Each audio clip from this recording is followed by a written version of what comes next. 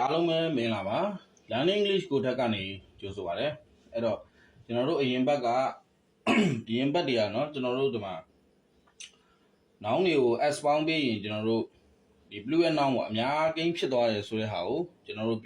ပြောလာတာပေါ့เนาะဒီပိုင်းရောက်လာပြီပေါ့เนาะ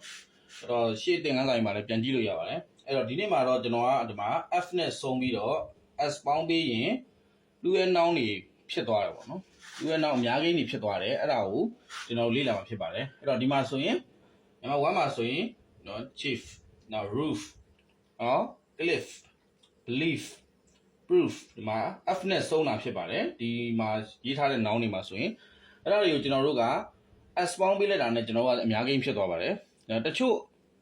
f တွေပေါ့နော်တချို့ f နဲ့ဆုံးတဲ့ကောင်တွေကိုကျွန်တော်တို့ ves ပေါင်းပေးရတာရှိပါတယ်အဲ့ဒါကနောက်တစ်ခါမှလာရမယ်အခုဒီဟာကိုရေးတာကိုကျွန်တော်တို့အရင်ဆုံးလေ့လာကြည့်ပါမယ်number 1မှာဆိုရင်ကျွန်တော်တို့ကဒီမှာ chief လို့ရေးထားရဆိုရင်ကျွန်တော်တို့ဒီသူ့ကို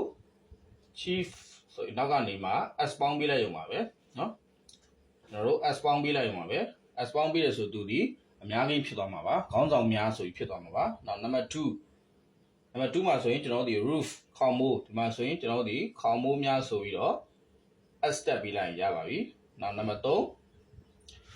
cliff ကြောက်ကမ်းပါးများเนาะကြောက်ကမ်းပါးဆိုရင်ကျွန်တော်တို့ကြောက်ကမ်းပါးများဆိုပြီးတော့ကျွန်တော်တို့ကနောက်မှာ s ပေါင်းပေးလိုက်ရင်အဆင်ပြေပါပြီနောက် number 4မှာဆိုရင်ကျွန်တော် belief ဘာသာယူဝါဒဖြစ်ပါတယ်ဒီမှာဆိုဘာသာယူဝါဒများဆိုရင်ကိုယ်ကိုယ်ယုံကြည်မှုများဆိုရင် BLIEF S ပေါင်းပြီးတာနဲ့တင်အများကြီးဖြစ်သွားပါပြီနောက် number 5မှာဆိုရင်ကျွန်တော် proof သက်သေအထောက်ထားเนาะသက်သေအဲ့ဒါဆိုရင်လည်းကျွန်တော်တို့က S ပေါင်းပေးလိုက်တာနဲ့အများကြီးဖြစ်သွားပါပြီအဲ့တော့နောက်တစ်ခါမှာကျွန်တော်တို့ F နဲ့ဆုံးပြီးတော့ VS เนาะ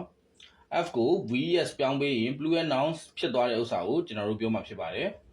အားလုံးပဲကျေးဇူးတင်ပါတယ်ဒီမှာနောက်တစ်ခုเนาะနောက်တစ်ခုဆိုကျွန်တော်တို့ဒီမှာ F နဲ့ FE နဲ့ဆုံးပြီးတော့အဲ့လိုဆုံးတဲ့ noun တွေဆိုရင်ကျွန်တော်တို့က F နဲ့ FE ကိုဖြုတ်ပြီးတော့ VS ပေါင်းပေးရပါမယ်အဲ့လို VS ပေါင်းလိုက်တဲ့ဆိုရင်ကျွန်တော်တို့ဒီအများကြီးဖြစ်သွားတာဖြစ်ပါတယ်เนาะအများကြီးဖြစ်သွားဒါတချို့ F နဲ့ဆုံးတဲ့ FE နဲ့ဆုံးတဲ့เนาะ noun တွေကိုကျွန်တော်တို့ကblue and noun ပြောင်းတာဖြစ်ပါတယ်အဲ့တော့ကျွန်တော်တို့ဒီမှာကြည့်လိုက်မယ် number 1number 1ဆိုရင် THIEF thief ဆိုရင်တခိုးများဆိုရင် THIEVES thieves တခိုးများเนาะနောက် number 2 with Wembley များဒီမှာဆိုရင်လည်းအဲ့လိုပဲ WOL F ကိုကျွန်တော်တို့ဒီ VES ပြောင်းလိုက်ပဲ with မှာဒီ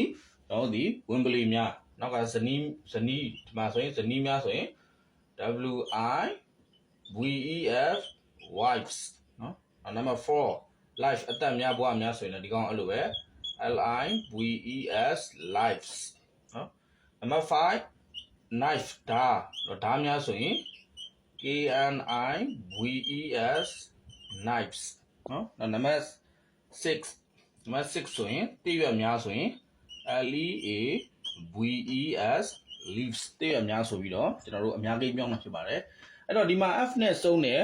FE နဲ့ဆုံးတဲ့ဥစ္စာတချို့ noun တွေနောက်အများကြီးရှိပါသေးတယ်အဲ့ဒီ noun တွေမှာဆိုလဲအဲ့လိုပဲကျွန်တော်တို့ဒီသူ့ရဲ့သူတို့ပြောထားတဲ့ကာလန်ဒေတာနဲ့သူတို့ပြောထားတဲ့ဒီ noun တွေကိုဒီလိုချိန်လိုက်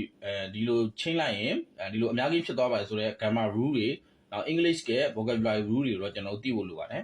အဲ့ဒီမှာတော့ပုံမှန်အဖြစ်တော့ F နဲ့ FE ဆုံးပြီးတော့ FE ကိုဖြုတ် VES ပေါင်းဒါဆိုရင်ဒီလိုစကားလုံးတွေဒီကျွန်တော်တို့ VES ပေါင်းပေးမှအများကြီးဖြစ်တာဖြစ်ပါတယ်အဲ့တော့အားလုံးပဲကျေးဇူးတင်ပါတယ်